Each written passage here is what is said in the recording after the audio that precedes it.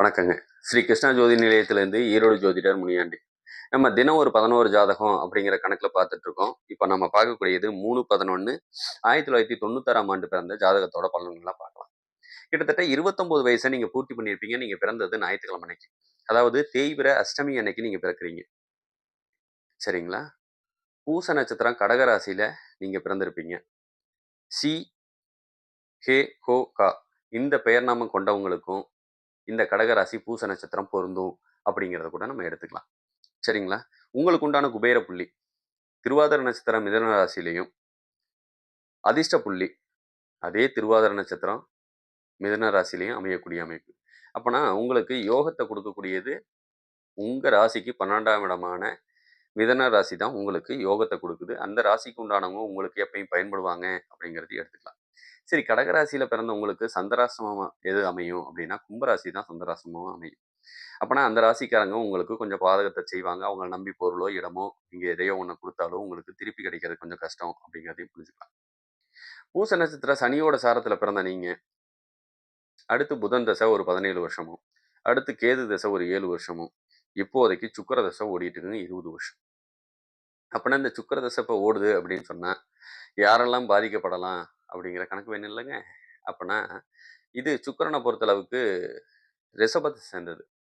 இந்த சுக்கிர திசையில தனுசு வீட்டுக்காரங்களும், மீன வீட்டுக்காரங்களும் பாதிக்கப்படுவாங்க.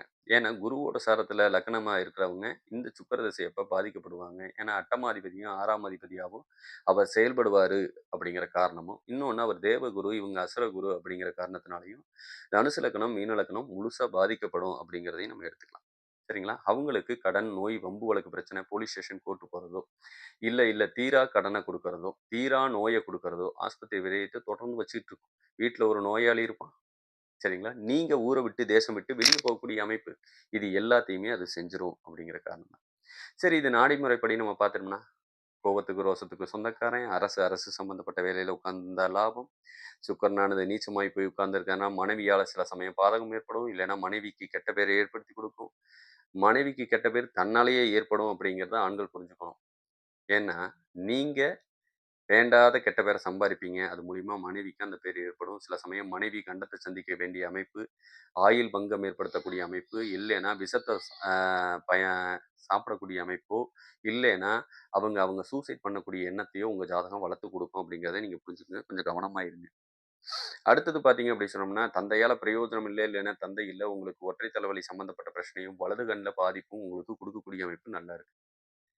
சரிங்களா? நல்ல வியாபாரி. ரூ. 10 வாங்குனா ரூ. 10 விக்கக்கூடிய தன்மை நல்லா இருக்குங்க. நல்ல ஒரு ஆசிரியர் தான். மத்தவங்களுக்கு புத்திமதி சொல்லக்கூடிய அமைப்பு சூப்பரா இருக்கு. பலதொழில் பார்க்குற யோகம் இருக்கு. நூல், துணி சம்மந்தப்பட்டதும் லாபத்த குடுக்கக்கூடிய அமைப்பு. நார் சம்மந்தப்பட்டது லாபத்த குடுக்கக்கூடியது. சரிங்களா? செரிமான கோளாறு பிரச்சனை, கண்ணுல வலது கண், இடது கண் 2 கண்ணுமே பாதிக்கப்படுது. சில பேர் கண்ணாடி போட வேண்டிய சூழ்நிலைய இது குடுத்துரலாம். அம்மா நல்ல கோவத்துக்கும், ரோசத்துக்கும் சொந்தக்காரங்க. சில சமயம் அம்மா வழி சொத்துக்களும் உங்கள வந்து அடையும் அப்படிங்கிறத எடுத்துக்கலாம். இதுவே பெண்களுக்கு உண்டான ஜாதகமா இருந்தா, வேண்டாத கெட்ட பேர நீங்க சம்பாரிப்பீங்க. ஃபோன்னால உங்களுக்கு சங்கடம் கண்டிப்பா வரும். அதனால வீட்லயும் பிரச்சனை வரக்கூடிய அமைப்பும் சேர்த்திருக்கு. ஆனா ரொம்ப நல்லவங்க தான் நீங்க. அதுலலாம் பிரச்சனை இல்ல. சரிங்களா? உங்களுக்கும் ஒற்றை தலைவலி சம்மந்தப்பட்ட பிரச்சனையோ, கண்ணாடி போட வேண்டிய சூழ்நிலையோ குடுத்துரலாம். தந்தையால பிரயோஜனம் இருக்கிறது கொஞ்சம் கஷ்டம். சரிங்களா? உங்களுக்கு ஃபைல் சம்மந்தப்பட்ட பிரச்சனையோ, மூலநோய் அது சம்மந்தப்பட்ட பிரச்சனை கொஞ்சம் வரக்கூடிய அமைப்பு இருக்கு. நெறைய தண்ணி குடிங்க, பப்பாளி பழம் சாப்பிடுங்க. நீங்களும் ஒரு சிறந்த ஆசிரியரா இருக்கக்கூடிய அமைப்பு சூப்பரா இருக்கு. இப்ப கோச்சாரப்படி இந்த ஜாதக ரீதியா வேற ஏதாவது பலன் இருக்கா? அப்படின்னு கேட்டீங்கன்னா, இன்னும் ஒரு ஒரு 1 1/2 வருஷத்துக்கு நல்ல பலன் எதுவும் உங்களுக்கு இல்லைங்க. அப்படி ஏதாவது உங்களுக்கு அமையுது அப்படின்னா, உங்க வீட்ல இருக்கவங்க யாரோ ஒருத்தங்க ஜாதகம் மூலியமா உங்களுக்கு அத அமைச்சு குடுக்கலாம் அப்படிங்கிறதையும் நீங்க புரிஞ்சுக்கணும். சரிங்களா? வேற இந்த ஜாதக ரீதியா தகவல் தேவைப்பட்டா ஸ்ரீ கிருஷ்ணா நிலையத்தை அணுகுங்கள். உங்களுக்கு உண்டான பலன் உடனுக்குடன் கிடைக்கும் அப்படிங்கிறத சொல்லிக்கிறேன். மிக்க நன்றி. வாழ்க வளமுடன்.